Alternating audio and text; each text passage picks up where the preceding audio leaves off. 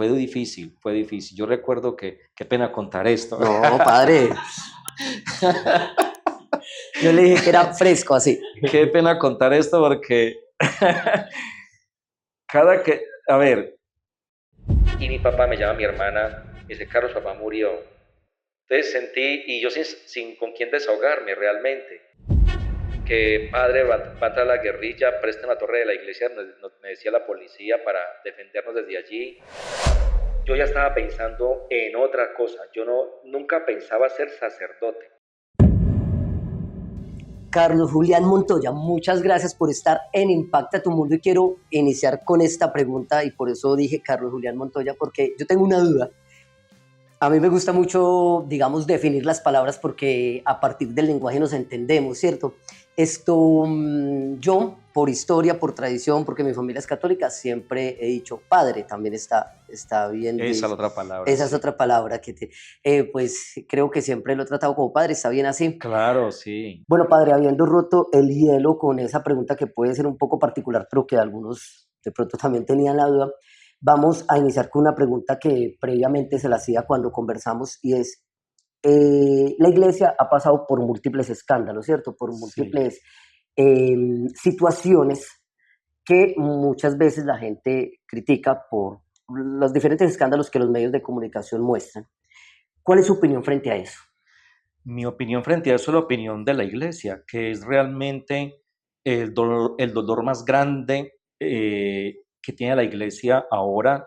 Es, digamos, la herida más profunda que se hace al corazón de Cristo y de la iglesia misma, los escándalos. Y es algo que todos llevamos a la espalda. Heiber, por ejemplo, en el caso mío, cuando han estallado estos grandes escándalos, por ejemplo, el de Estados Unidos, el de Alemania, eso angustia a todo sacerdote. Los primeros afectados somos nosotros, porque uno lleva a la espalda, digamos, la imagen de una iglesia y uno se siente igualmente juzgado y señalado sin ser culpable.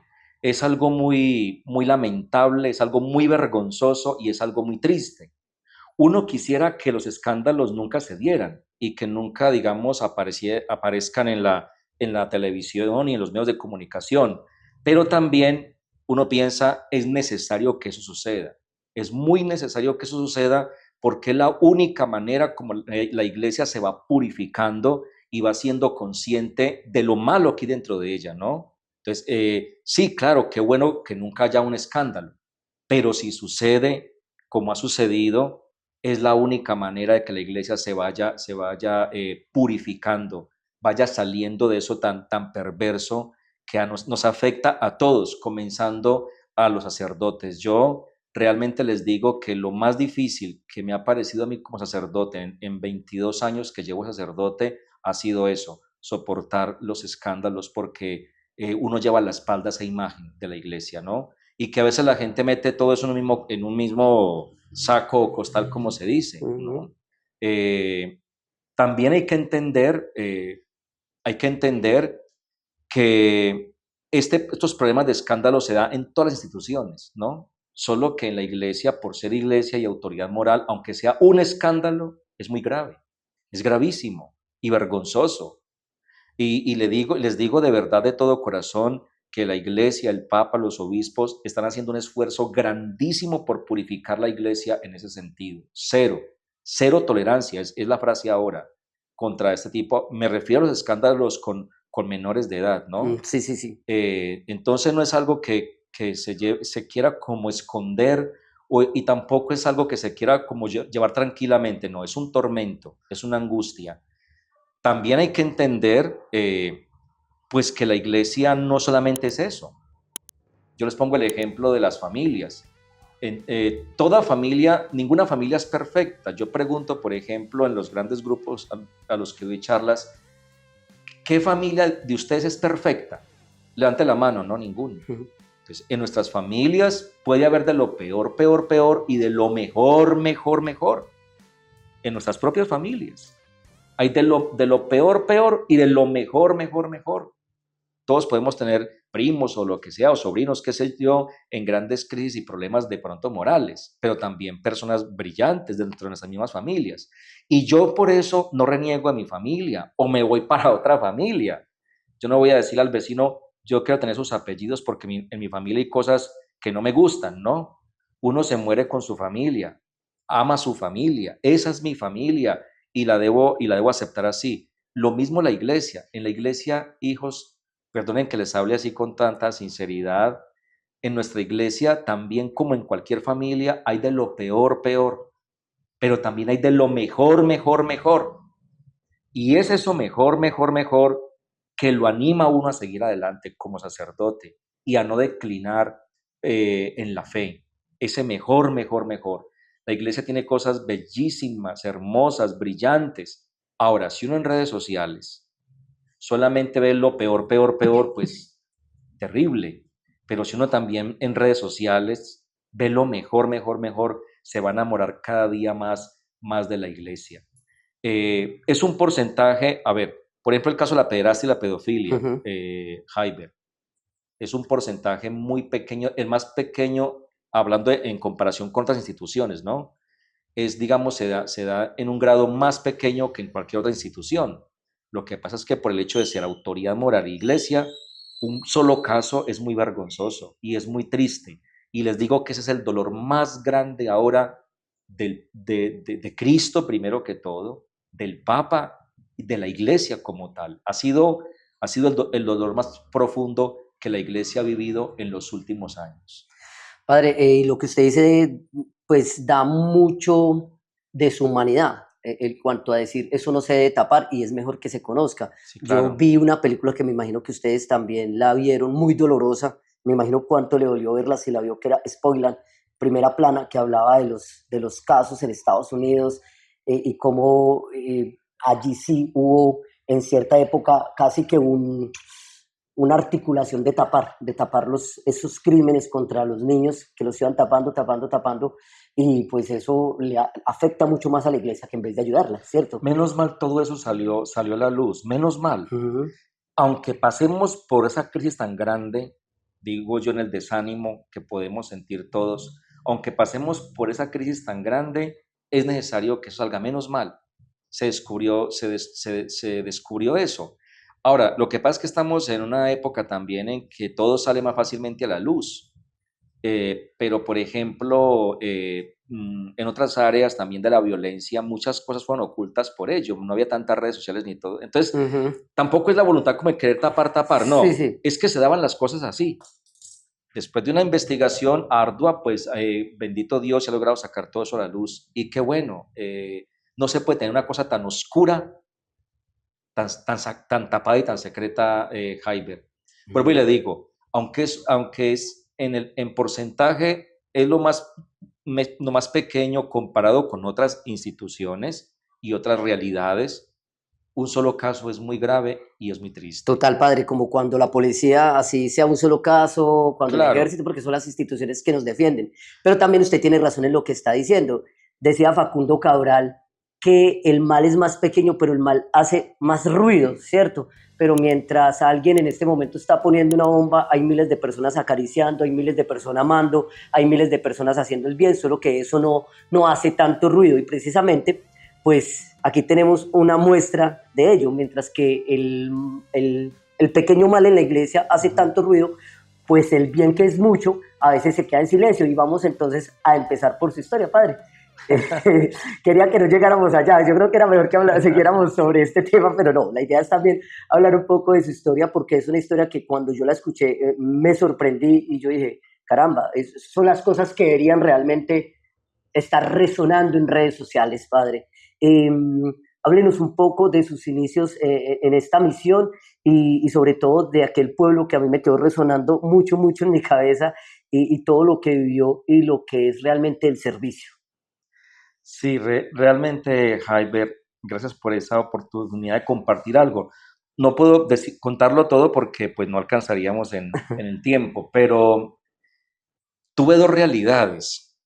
Es decir, siendo muy recién, estaba muy recién ordenado, tendría yo que 24 años, ¿no? Entonces me enviaron a un pueblo grande, muy bueno, la gente muy querida. Yo decía, no, si esto es ser sacerdote, esto es muy bueno. Yo estaba como un rey en esa parroquia, feliz, muy, muy bien.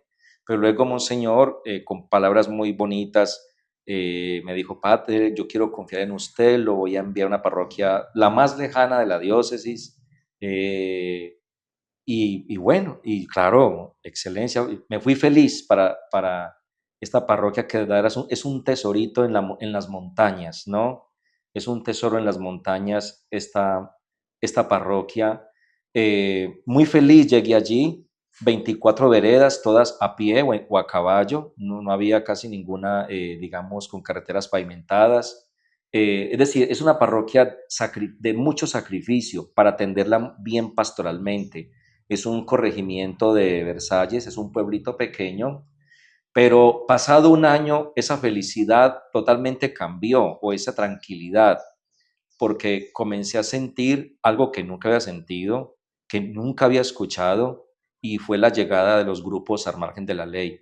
Eso marcó mucho mi vida porque allí me encontré una realidad totalmente diferente a lo que pensaba, donde me tocaba a mí salir corriendo a las 2 de la mañana a ungir una persona que bajaba herida de las montañas a la estación de policía. Muchas veces eso, sentir los combates de dos grupos al margen de la ley, que no puedo, pues no voy a decir qué Sí, grupos eran, pero me imagino que hace 20 años, 19 años, ustedes imaginan qué grupos estaban combatiendo sus sectores. Y ese pueblito era, digamos, muy estratégico, porque quedan límites con el Chocó. Se pasa una montaña y se llega ya al Chocó y luego al Pacífico. Entonces era muy estratégico para estos grupos. Total, que es muy extraño, es muy impactante ver un pueblo tan pequeño lleno de personas armadas extrañas, luego que llega otro grupo, luego que la guerrilla va a entrar, que padre va a entrar la guerrilla, presten la torre de la iglesia, me decía la policía para defendernos desde allí. El uso me decía, no lo vaya a hacer porque eso es lo primero que le van a dar. O sea, toda esa realidad me impactaba mucho. Yo soy más bien de temperamento nervioso y empecé a entrar en esos nervios, ¿no? Cuando decían se va a entrar la guerrilla al corregimiento, yo recuerdo que la gente se encerraba, apagaba las luces de las casas, la policía se acostaba allá en el parque como esperando ya el cañonazo. A la casa cural llegaban mamás, llegaban los niños como a sentirse protegidos. Ahí empecé yo a sentir eso, lo que realmente es un pastor, y no podía salir corriendo, aunque me moría de miedo, y tampoco podía transmitir ese miedo y esa desesperanza en la gente. Entonces, primero fue el tema de la guerrilla, donde pasaban boletas por debajo las puertas, la gente llegaba muy angustiada, padre, me mandaron llamar. Eso me dolía profundamente. Cada vez que una familia llegaba con esa angustia a decirme eso, sentía un dolor en el alma, porque era gente que yo quería. Y esa persona o se iba del corregimiento o, o soportaba, digamos, las, las consecuencias, ¿no? Que eso le podría traer. Ese tiempo fue muy complicado. Luego pasa lo de la guerrilla y vienen los dos grupos al margen de la ley disputándose ese territorio, y comienzan las guerras. Muchas personas, amigos que estaban allí, escuchaban y escuchábamos muy cerca las ametralladoras, ¿no? Y el combate entre ellos dos involucraban gente del pueblo, los jóvenes del pueblo.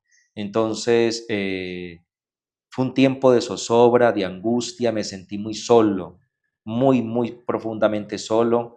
Yo esto no lo compartía mucho con mi familia que vivía en Cartago, porque mi mamá sufría y cada vez que yo me iba, pues yo sentía que ella quedaba preocupada, ¿no? Y un día me pasó estando con ella, llevando la comunión a los enfermos, encontrarme con un grupo cara a cara de estos y pues ver que mamá sintió ese dolor y esa angustia allí. En fin, tantas anécdotas, Jaiber, donde yo dije, esto no es tan fácil. Una parroquia muy humilde, muy hermosa.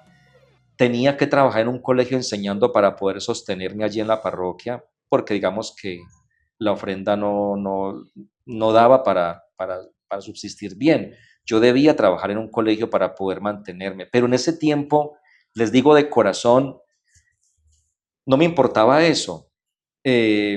La meta mía era salir al paso de esa situación, aunque por un momento quise pedirle permiso al obispo que me cambiara, pero nunca lo hice. Más bien abrí grupos de oración, orábamos por la circunstancia, la iglesia se llenaba porque pues la gente en problemas es cuando más busca de Dios. Y era la misión mía, era dar como ese consuelo, esa esperanza, aunque quería llorar, no lo hacía, ¿no?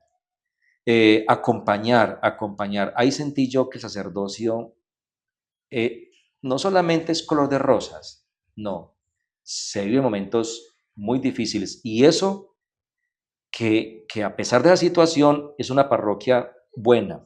Yo y menos los padres, por ejemplo, que están en el Chocó. Dígame los párrocos que están, por ejemplo, en el momento actual en el Tibú o en el Catatumbo. Ujú. Muchos. ¿Cuántas cosas viven ellos allí? Y que tienen que dar la fortaleza. Lamentablemente, eso sí no se pasa por redes sociales ni por los medios de comunicación social. Y es mejor que no. Pero nadie estaba con una cámara ya filmando todo el corre-corre que yo tenía que hacer. Cuando me decían, padre, me mandó llamar la guerrilla, acompáñeme. Eso fue en momentos muy, muy difíciles. Total, que logramos pasar, es un año y medio más o menos se demoró esa situación, pidiéndole a Dios todos los días que cesara esa violencia, ese miedo. Yo me decían, no vaya a tal vereda, no vaya a tal otra. Me nombraron un policía que me cuidara, pero pues no, es decir, era como lo que Dios quisiera. Y eso fue después, ahora puedo decir, fue una experiencia pastoral que me fortaleció inmensamente en mi sacerdocio y en mi vida espiritual y de fe. No hay una edad para impactar el mundo. A cualquier edad, en cualquier lugar, en la situación que te encuentres, tú puedes mejorar tu vida a nivel personal, a nivel familiar, económico, social. Este es el caso de un emprendimiento de jóvenes, muy jóvenes, emprendedores en Risaralda, pero que sea uno de ellos que nos cuente. Post del MAPE. Bueno, mi edad es 15 años, nuestro emprendimiento es familiar, nosotros le colocamos todo el cariño a nuestros postres. El postre más llamativo, el que más compran, es el postre de Oreo. Es un postre muy delicioso, se hace todo desde casa, a mano. Es algo muy delicioso, sabroso, se lo recomiendo totalmente. Nuestras redes sociales son Postres Mape y el número de teléfono es 323-401-2359. Malecto, 323. 401-2359. Les venden postres en Dos Quebradas, en Pereira, llevan a domicilio, pueden atender eventos. Eventos familiares, amorosos, de fiestas de niños, de todos los eventos que puedan haber, nosotros podemos colaborar en ello. Y para impactar el mundo también hay que darle dulzura a la vida. Ahora continuemos con nuestra entrevista. Ahorita mencionaba la película Spoiler para hablar del tema de los escándalos de la iglesia, pues para hacer también balanza, Claro, sí. hablando de esta historia, de una película, se me va el título, pero eso no sé si también, si de pronto la ha visto, que es una película que habla de la persecución de los cristianos y de los católicos en Japón en una época cuando hubo la depuración de la fe católica y muy tremenda, pero así también hay en este momento en una cantidad de países donde hay persecución contra los católicos o contra los cristianos, Sí. pero también hay persecución en otros países contra los musulmanes, pero también hay persecución, o sea, depende de la religión, siempre hay algo ahí como de persecución y de violencia que los líderes de las iglesias, llamémoslos sacerdotes o los pastores, viven constantemente, que mucha gente no se entera. ¿Qué opinión le merece eso? Que justamente la fe sea la que le toque vivir muchas veces esos sistemas de violencia o apoyar esos sistemas de violencia, pues apoyar a la gente que lo sufre. Claro, sí, Jaiber, la iglesia siempre ha sido perseguida, siempre desde el Imperio Romano persiguiendo cristianos, siempre la persecución ha sido una transversal constante para la iglesia y en la iglesia, como que supone eso, y es que nuestro Señor Jesucristo no, lo anunció, nos lo advirtió, ¿no? Con persecuciones siempre. Persecuciones, persecuciones que han purificado la fe de los pueblos, persecuciones que han sido testimonio grandísimo para afianzar aquella fe o aquella iglesia en la cual creemos. No ha sido fácil. Tú nombrabas a Japón, por ejemplo. Hay un santo que llama Pablo Miki y compañeros mártires. Hay una celebración que tenemos en la Iglesia Católica, sí.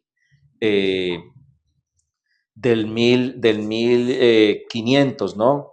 Un laico catequista que luego llegó a ser sacerdote, fue martirizado, crucificado por persecución de un emperador con 16 laicos, entre ellos 2 niños, tres jesuitas. En fin, siempre se ha caracterizado la iglesia por eso, perseguida constantemente, ni qué decir en los regímenes cuando no permiten la libertad religiosa y entonces clandestinamente tienen que ser la Eucaristía, los sacramentos. Por eso nosotros tenemos, primero, eso nos da Jaiber, la certeza de que la fe, la iglesia en la cual nosotros creemos, no es una iglesia improvisada, es una iglesia probada, es una iglesia que ha sido martirizada, perseguida, que nuestra fe está fundamentada en la sangre de muchos mártires desde el inicio de la iglesia, de la vida cristiana. O sea, aquí no es algo dulce, no es de un predicador que predica muy bonito y ha tenido éxito, no. La iglesia católica está fundamentada en la base del martirio, de la sangre de muchos testigos y testimonios. Padre, entonces terminó en el municipio después de 1 año y medio, ¿y qué siguió ahí? Pues no, un año feliz en el municipio pequeño, ¿no? Porque es una gente maravillosa. De hecho, fue mi primer amor, como se dice, con las parroquias. Luego viene esta crisis de 1 año y medio, o sea, 2 años y medio, y estuve 5 años allá. Nunca pedí cambio y realmente pasé, después que eso pasó, un tiempo de mucha felicidad en este amado municipio, en este corregimiento, ¿no? Luego ya vino una sorpresa muy grande, Monseñor, que en ese tiempo era Monseñor Luis Madrid Merlano, en un retiro espiritual me llama y me dice que me va a enviar a estudiar a Roma. Para mí fue una alegría inmensa, una sorpresa muy, muy grande. Realmente él sabía las dificultades que yo había pasado allí, no sé cómo supo, porque realmente yo no le contaba a él, pero él sabía eso, y algo de eso me dijo ese día que me dijo que me iba a mandar a Roma a estudiar. Fue para mí otra experiencia impactante, marcó mucho mi vida, pude realmente conocer culturas, formas de pensar, como que se me abrió la mente en muchos aspectos. También fue difícil porque se aleja uno de la familia, de la cultura, otro idioma, todo este tipo de cosas que siempre impactan bastante. Pero allí también pasó algo desgarrador, sí, porque toca el alma, toca la experiencia nuestra. Y después de un año, comenzó mi papá a enfermarse. Él había quedado muy, sí, delicadito, pero yo creía que me esperaba, ¿no?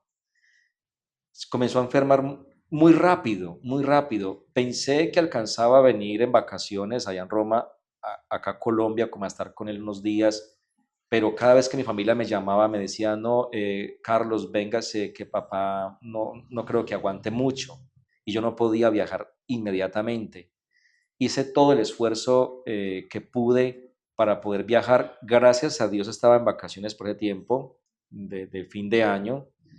Está en una parroquia norte de Italia y allí fue esta crisis. Experimenté que seguir a Jesús también implica renuncia. Ya hablé mucho de la soledad en el pueblito, hablé digamos, del sacrificio, bueno, tantas cosas. Y ahora viene esa otra perspectiva del sacerdocio, que es la renuncia. Porque era toda mi familia aquí alrededor de mi papá, todos con mucha angustia. Papá preguntaba mucho por mí. Realmente tuvimos una muy bonita relación y no se olvidaba mi nombre. Y eso me angustiaba más. Es que lo llama a usted, lo pregunta mucho y no podía viajar. Un tiquete, era temporada alta y un tiquete costaba hace 14 años, en agosto, costaba 6 millones, 7 millones. Entonces, no podía y estaba en un tiempo de estudio y no tenía recursos para poder viajar. Lo cierto del caso es que logré, por ayuda de muchas personas allí en la parroquia donde estaba sirviendo, comprar un tiquete. Lo compré el martes para viajar el jueves. mi papá murió, no, lo compré el lunes para viajar el jueves.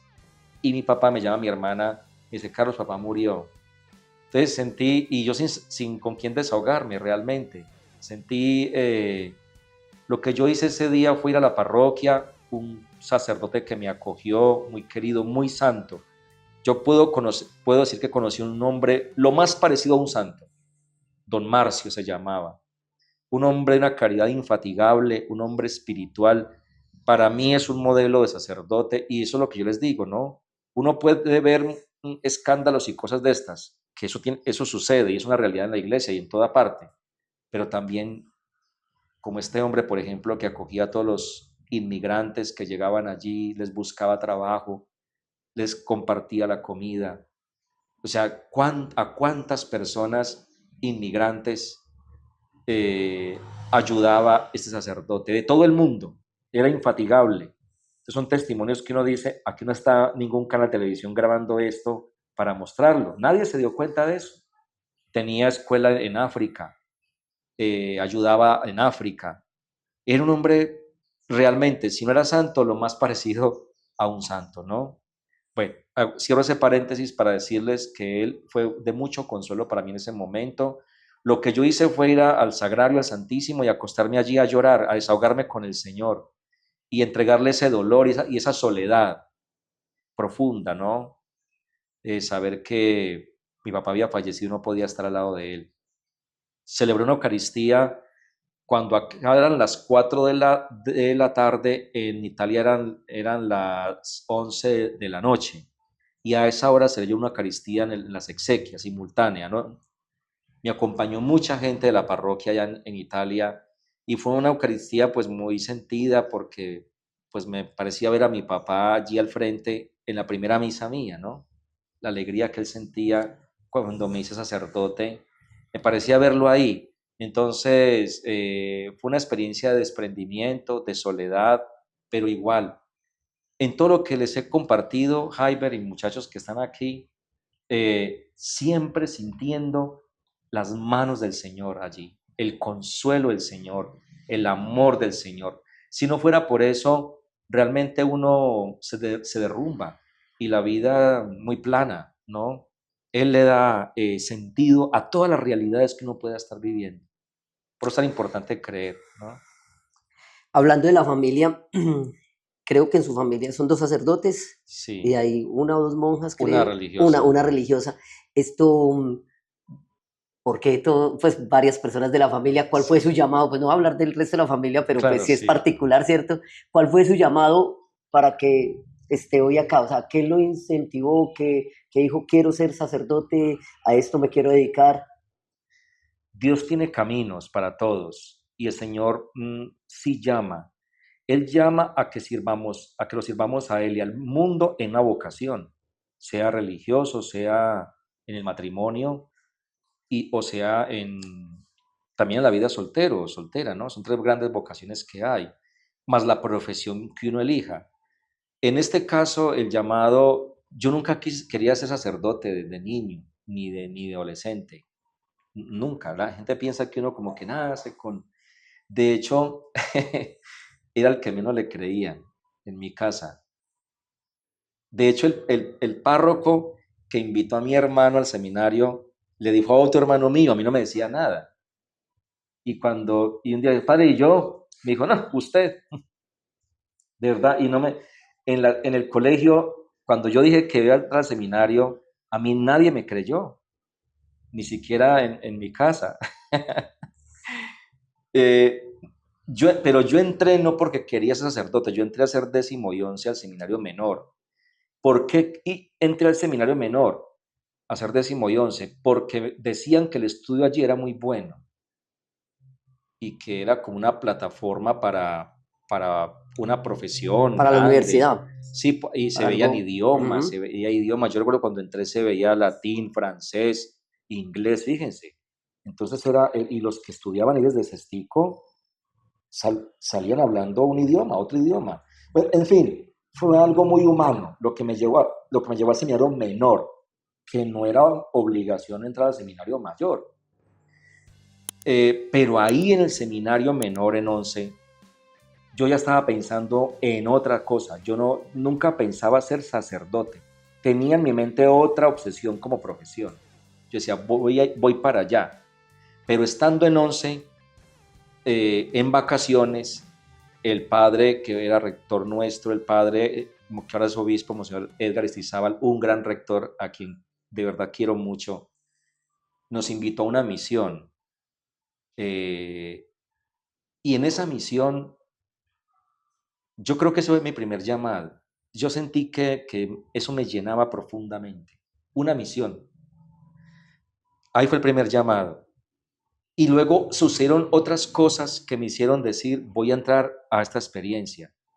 Pero no fue fácil porque durante 3 años más o menos, si no fue más, fue mi lucha interna, interior, decidiendo si sí iba a ser sacerdote o seguía el camino que yo quería de mi profesión. Fue una lucha muy grande.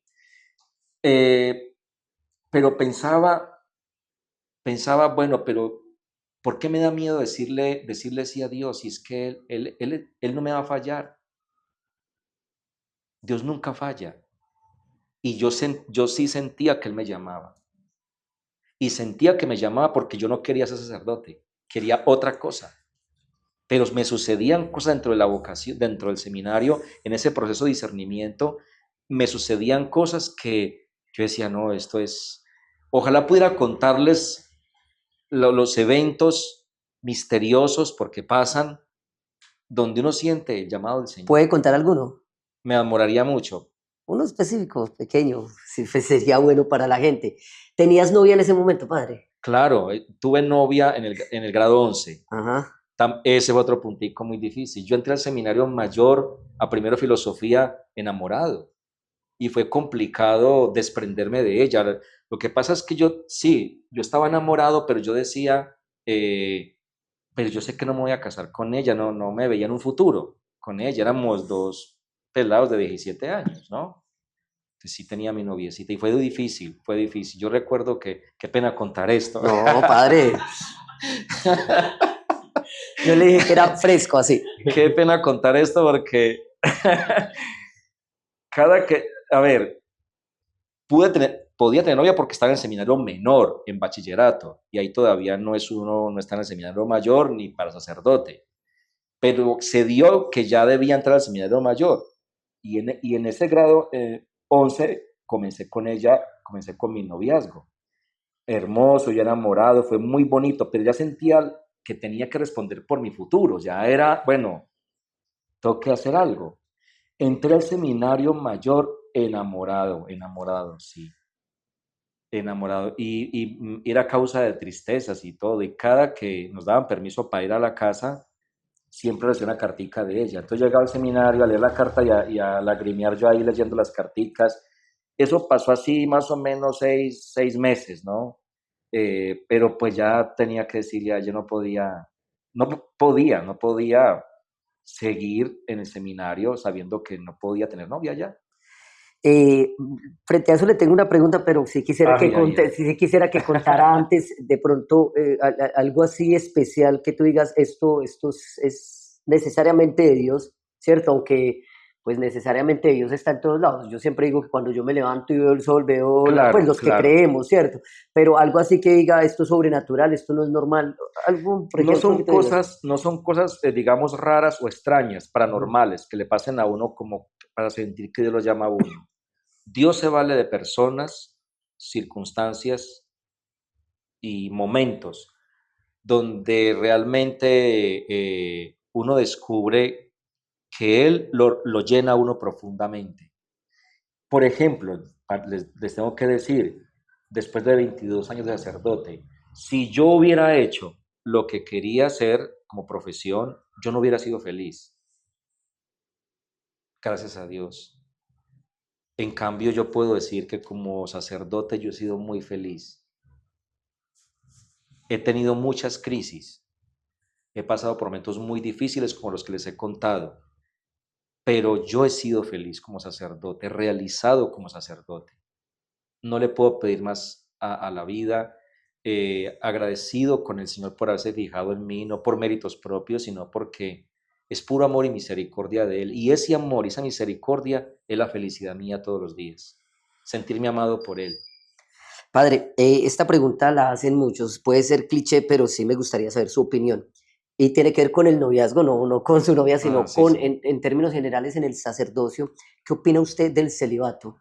Eso se ha discutido mucho incluso. ¿Cuál es su opinión?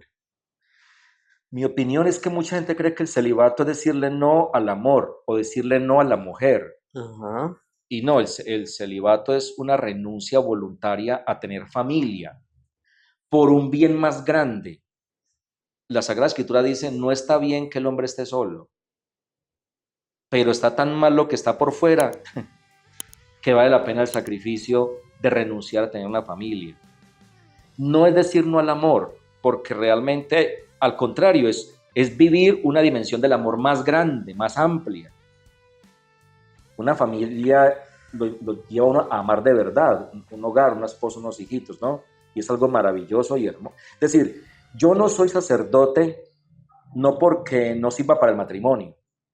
Y de hecho, si un seminarista dice, es que a mí no me gusta el matrimonio, me dijo, bien, mejor no entra al seminario. Soy consciente que pude haber sido un buen esposo, un buen padre de familia, de un bonito hogar, pero renuncio a ese bien tan hermoso por algo mucho más, por el reino de los cielos. Es el celibato. No es decir no, al contrario, es decir sí al amor, no decir no a la mujer. Ustedes ven que las parroquias está llena de mujeres que sirven todo el tiempo. Es una dimensión distinta del amor, el celibato, que es, Jaiber, un sacrificio. Eso me lleva a otra pregunta, también un poco personal, pero también es basada en una experiencia que yo tengo con un sacerdote que, muy amigo, que trabajé con él, y es que a veces la sociedad por sesgos intelectuales o morales piensan que un sacerdote no es persona, ¿cierto? Entonces, por ejemplo, yo salía con el amigo y nos tomábamos de cervecita y él tomaba cerveza y él llegaba y tomaba vino.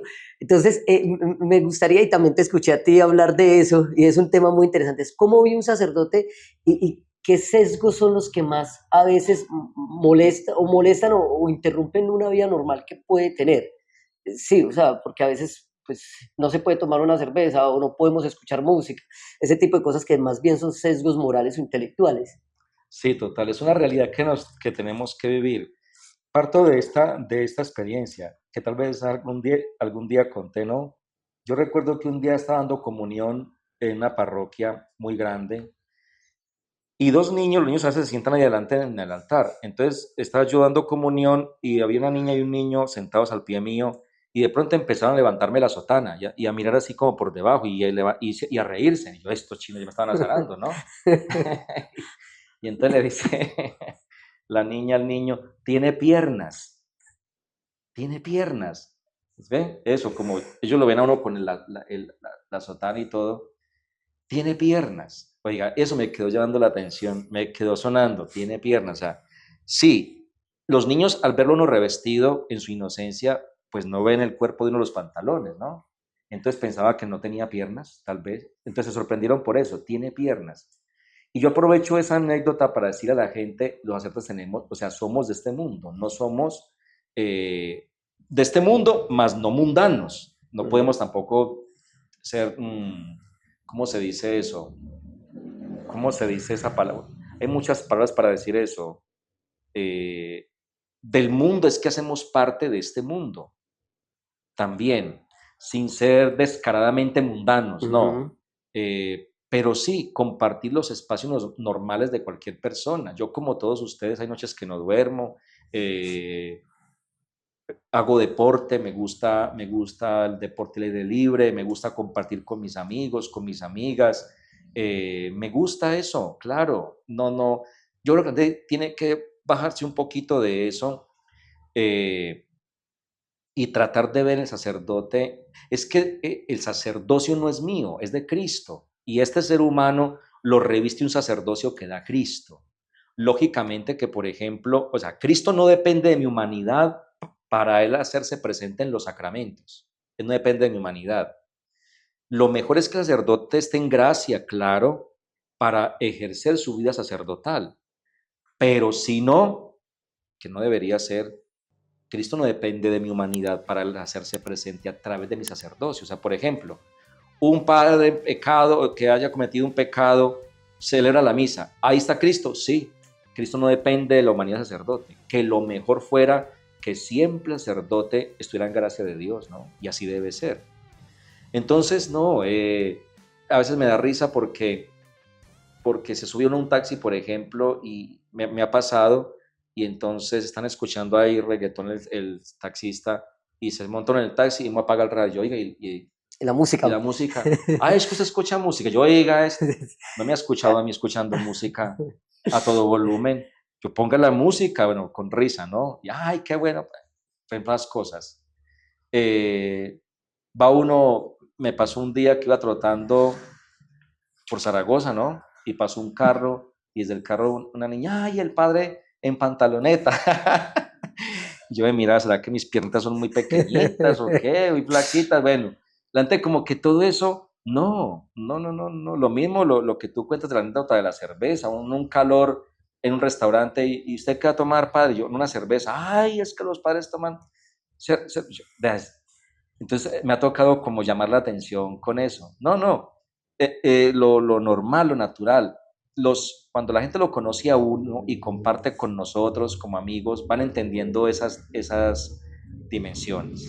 Padre, ¿cuáles son los retos de la fe ahorita usted habla de las redes sociales, ¿cuáles son los retos de la fe en épocas, en tiempos de redes sociales donde hay tanta boom de espiritualidad, donde todo mundo es espiritual, donde todo mundo es bueno, donde todo mundo busca a Dios, pero que a veces no deja de ser un tema de redes sociales? ¿Cómo ve usted las redes sociales y la fe? Porque es un tema que está en boca hoy constantemente, no solo por escándalos como hablábamos ahorita, sino también por la religiosidad y la espiritualidad, pero que a veces siento yo, desde mi perspectiva, que se tergiversa un poco. Desde ese campo de la fe, Jaiber, hay muchos retos ahora, muchos, pero tú te centras más que todo en lo de las redes sociales. Eh, las redes sociales pueden servir mucho para una vida espiritual vivida e intensa. De hecho, uno puede tener acceso a los evangelios, a videos espirituales, películas espirituales. O sea, si uno quiere enfocarse en la vida espiritual, bien, pero un joven común y corriente, eh, hay que pasar ese reto de las redes sociales en cuestión de fe, porque realmente las redes sociales hacen que la persona se meta en su propio mundo, que se vuelva un poco individualista, encerrado en sí mismo, que es lo que estamos viendo. En un mundo de tanta comunicación es cuando más incomunicados estamos, donde en el comedor las familias no hablan porque cada uno tiene su celular, o sea, cada uno está viendo su propio mundo y eso afecta en mucho la fe, porque nos va apagando ese anhelo de trascendencia, el, el entretenimiento como tal. Ahora la vida está buscando demasiada diversión y entretenimiento en las redes sociales. Entonces queda muy poco espacio para el silencio. Mucha necesidad de dopamina, dopamina, dopamina, Exacto. dopamina. Estamos perdiendo la dimensión, el día, Jaiber, que el ser humano no pueda cerrar los ojos y hacer silencio y entrar en el plano espiritual, ese día nuestra vida pierde el misterio, pierde la alegría y se vuelve una vida muy plana. Y las redes sociales están ocasionando eso, una muerte espiritual, porque no hay espacio. La gente está olvidando de cerrar sus ojos, de hacer silencio y de entrar en el mundo espiritual. Y cuando no es que pasa eso, pasa que se escucha mucha cosa, o sea, se está llevando a la gente como a una fe muy individualista, como que yo soy el que invento mi propia fe, mi propia religión. Eso es peligrosísimo, porque, porque no es poner mi mente en blanco y ya, y entonces respirar profundo, que es lo que promueve mucho los procesos de neurolingüística, por ejemplo, la meditación yoga y todo eso. Entonces, eso opaca mucho la vida religiosa y de fe. ¿Por qué? Porque todas estas experiencias son un encuentro con algo. Mi mente, mi respiración, mi luz, que no es malo, pero no es una oración cristiana. La diferencia entre todos esos modelos, métodos a los que lleva de pronto las redes sociales, porque somos individualistas y no queremos vivir una fe en común, la diferencia es que todo eso es un encuentro con algo, una luz, la luz, la respiración, la mente en blanco, es un encuentro con algo, incluso pero no un encuentro con alguien. Esa es la diferencia entre las prácticas de meditación, cualquiera que sea, neurolingüísticas, a la oración cristiana. Esas prácticas de meditación son un encuentro con algo. En cambio, la oración cristiana es un encuentro con alguien, realmente. Byung-Chul Han es un filósofo coreano-alemán que habla de lo que usted está hablando. Dice que el fin de los rituales son las redes sociales y que por eso la religiosidad hoy en día es muy poco probable, y él lo lamenta, no, pues desde la filosofía, y es porque la religiosidad permite el encuentro colectivo y las redes sociales es el individualismo. Esto tiene que ver con un tema que usted hablaba ahorita, que lo tengo acá, y es la soledad. Entonces una cosa es la soledad escogida por misión, que es lo que te ocurre a ti, que duele, pero hoy en día hay una pandemia de soledad, padre. ¿Qué podrías decir tú frente a eso? Hay una pandemia de soledad tremenda que tiene que ver con esto que estás hablando. Sí, Javier, ahora hay una pandemia muy, muy grande de soledad. Realmente todos nacemos con una dimensión de la soledad. Es como las playas. Tiene que existir la playa. El mar llega y cubre la playa, pero luego se retira y vuelve. El, el mar hace parte de esa playa y la playa hace parte del mar. La soledad hace parte de nuestra vida, aunque en muchos momentos sea cubierta esa soledad con la pareja, los hijos, los amigos, en fin, con lo que hacemos. Pero todos tenemos que reconocer que esa dimensión está ahí, aunque queramos cubrirla como el mar cubre la playa, ¿no? Aunque queramos cubrirla, esa dimensión está ahí. Lo importante es saberla vivir. Eh, Dios se manifiesta fuertemente en la soledad. Él puede, de hecho, el terreno más apropiado para la experiencia divina es la soledad. Si una persona que experimenta soledad busca esa presencia divina y llenar su soledad con la presencia divina, realmente lo puede hacer. Y va a ser una soledad alegre. Dios produce eso, que mi soledad sea una soledad alegre, una soledad en paz. La soledad se convierte en paz. Cuando hay ausencia de Dios, la soledad se vuelve triste y nos autohiere, nos duele, porque es una soledad vacía. Cuando no estemos con nadie, cuando las olas se retiren, debe quedar la presencia divina. Si en esa presencia divina la soledad es tristeza y nos hiere profundamente, a tal punto que la persona se ahoga en su misma soledad. Y eso es causa de mucha depresión. Yo les aconsejo mucho a todos, primero, conectarse con la divinidad. Conectarse, hablando de divinidad, porque puede haber alguien aquí que no sea católico y pues tenga su experiencia de fe, pero no olvidarse de conectarse con la divinidad. Eso es lo primero, buscar esa conexión con la divinidad. Si es a través de un sacramento para ti que eres católico, maravilloso. La Eucaristía llena profundamente la soledad, por ejemplo. Recibir a Cristo para el que cree en esa realidad es una experiencia muy hermosa. Lo segundo es no olvidarse de disfrutar la soledad, de aprender a vivir la soledad, disfrutarla en sí misma.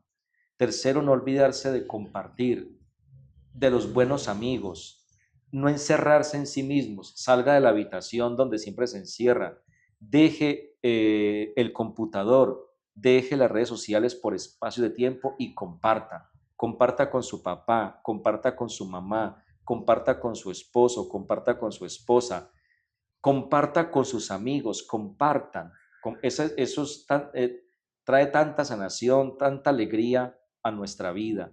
Nadie tiene por qué sentirse solo, nadie tendría por qué sentirse solo. Somos nosotros los que nos autoaislamos, pero siempre va alguien allí para escucharnos y para darnos la mano. Padre, tengo como 1000 preguntas para hacerle, pero sé que el tiempo se nos agota. Voy a hasta donde hacerle, a ver, alcancemos. padre, hay una pregunta que yo no quiero terminar sin hacerla, aunque pues tengo varias, pero hay una que tiene que ver con el tema de, también de redes sociales. A veces se critica y se juzga en redes sociales que las personas, por ejemplo, la comunidad LGTBIQ+, de hecho, hace poco, este capítulo va a salir después de una entrevista que hicimos a alguien de la comunidad, ¿cierto? Aunque no tocamos tema de religión, pero justamente, coincidencialmente, dice, no, me siento rechazado en la iglesia. A veces dicen, X se siente rechazado en la iglesia. ¿Eso es verdad? ¿Eso no es verdad? ¿Qué tanto de cierto tiene eso? Porque yo no lo veo así, pero yo quiero escuchar su opinión. Nunca, tengo que decirle, Jaiber, la iglesia nunca rechaza o discrimina a ninguna persona por su condición social, sexual o religiosa. Si hay una institución respetuosa del ser humano como tal, es la iglesia. Lo que la iglesia previene y a lo que se opone la iglesia, y no solamente la iglesia, es a las ideologías. O sea, si a mí se me acerca una persona que es homosexual, padre, necesito confesarme con mucho gusto y lo atiendo muy bien atendido o la atiendo muy bien atendida. Me interesa la persona como tal. Y yo siento que las personas homosexuales tienen esa experiencia también, ¿no? Se sienten así. Yo no creo que ningún sacerdote, ningún obispo rechace a una persona por su condición sexual. Lo que sí, y lo voy a decir en nombre personal con todo, digamos, el respeto, ojalá que no sea esto para... a lo que sí me opongo yo realmente, lo voy a decir con toda claridad, es a las ideologías. Porque una cosa es la persona que vive su realidad homosexual, que es homosexual, con hay que tener misericordia, ayudar, orientar. Eso es una cosa. Y otra cosa es cuando ya hay unas plataformas, unas ideologías, unas agendas que buscan imponer de cualquier manera este pensamiento en los niños y en los jóvenes. Lo digo, la iglesia sabe porque uno atiende muchas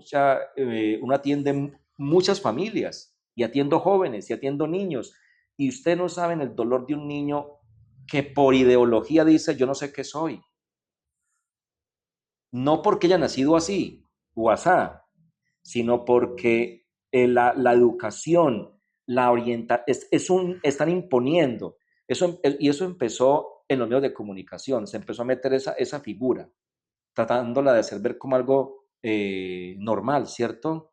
Y entonces van metiendo eso en la mentalidad, por ósmosis, en la educación, en las redes sociales. Eso sí no está bien, porque es imponer. Esto, por ejemplo, ¿cómo se llama esto? No recuerdo el nombre exacto, que no se sabe que usted puede decidir si es niño, si es niña, pero no recuerdo Binario o no binario, no, eso algo tiene así. otro nombre, Ok. pero bueno, en este momento lo olvido. Sí, es una violencia, porque los niños no están preparados para este tipo de orientación y de información. Hombre, que el niño crezca sanamente, pero hay una agenda que está por encima de todo eso, tratando de imponer que los niños piensen así o asá, y eso no está bien. Padre, tengo 3 preguntas acá que también son para el público. Según nuestro entrevistado, yo estoy diseñando 3 preguntas para el entrevistado, pero que queremos que el público allí, y ojalá que este mensaje llegue a muchas personas, la respondan en mensajes.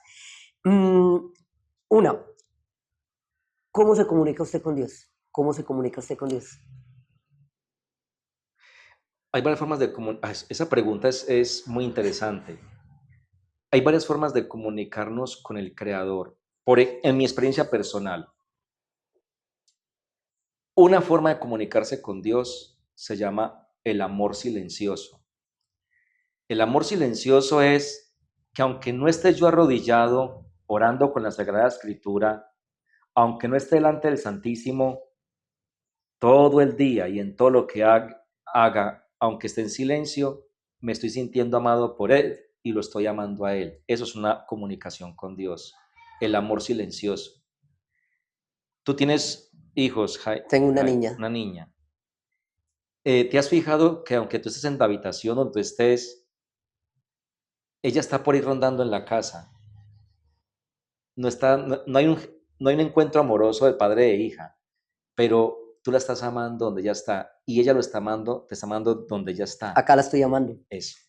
Ese amor silencioso es la oración más bella y la que comunica más con el Señor. Yo, por ejemplo, tengo momentos que entro a esta casa, que está a veces iluminada, ¿no? Entro y siento esa presencia del Señor. No digo nada, pero ahí me conecto con Él. El ambiente me conecta con Él. Cuando voy a hacer ejercicio, que me gusta mucho el aire libre, me conecto con Él en la naturaleza. Si hay algo que me conecta profundamente con Él, es la naturaleza. Y más si está en silencio. Me da pesar cuando yo a la gente que sale a caminar a trotar con audífonos. Quisiera gritarles, no, disfrute ese sonido, esa armonía del silencio, de la naturaleza. Hay tantas voces, hay tantos gritos de amor en ese espacio natural, que ahí está la presencia de Dios. Me conecto con Él así, me conecto con Él cuando estoy en familia. Ahí siento yo la presencia del Señor. Me conecto con Él cuando comparto con mis amigos y amigas, sentirme contento, alegre con ellos. Eso me conecta con Dios. Y primero que todo, no lo dejo de último, no porque sea lo menos importante, sino porque es lo más importante. Me conecto con Él, sobre todo en los sacramentos. La Eucaristía, por ejemplo, es un punto de referencia. Hablamos de punto de referencia, ¿cierto? Punto a punto de encuentro. Punto de encuentro. Para mí, la Eucaristía, la hostia blanca, es mi mayor punto de encuentro con Dios. El altar es una puerta al cielo. Ahí, en ese momento, es cuando más me conecto con Él.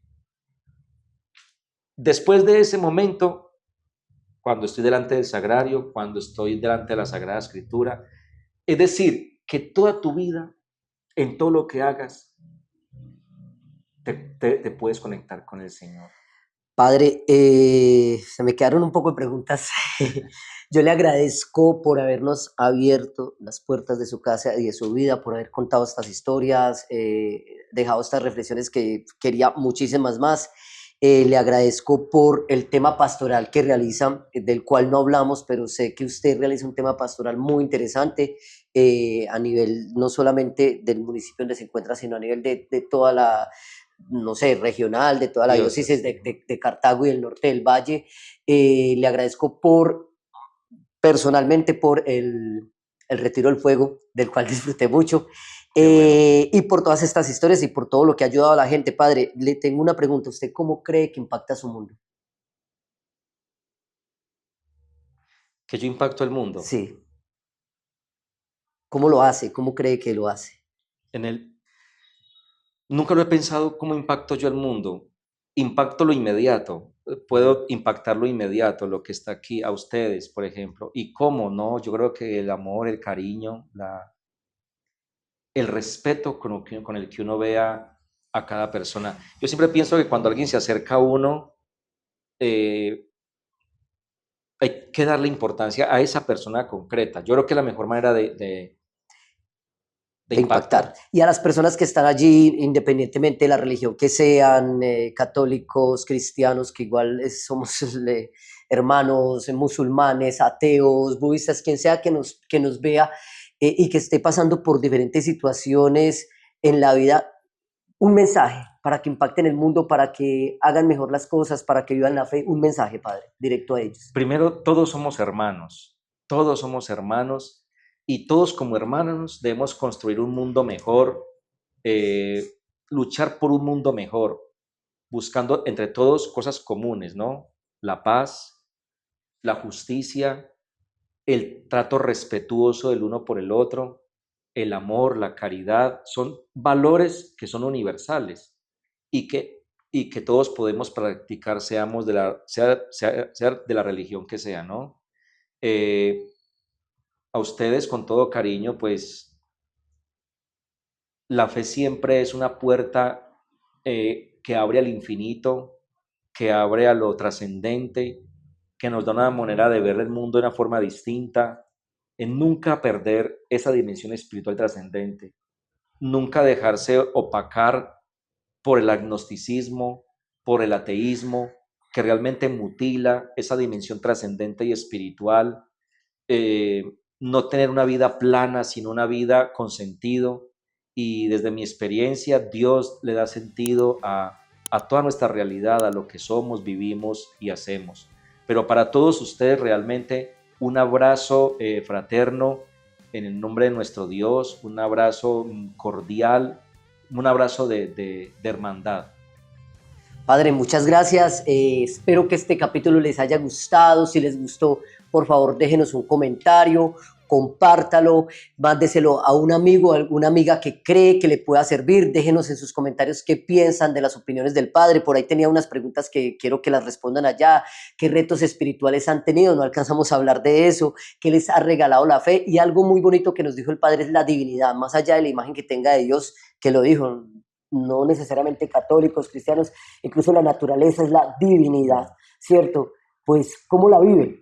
Compartan este capítulo y pues sigan dando me gusta a todas nuestras historias para que YouTube nos siga mostrando. Padre, gracias. Bueno, Jaiber, de verdad, no, a ti muchas gracias por este momento, por este compartir. Me sentí como charlando con unos amigos, gracias a Mauricio, a Anderson, a Caterine, que están aquí detrás de cámaras, un gran equipo que hoy he conocido. Y no, pues nos encontraremos en una próxima ocasión, Jaiber, si Dios quiere. Padre, gracias.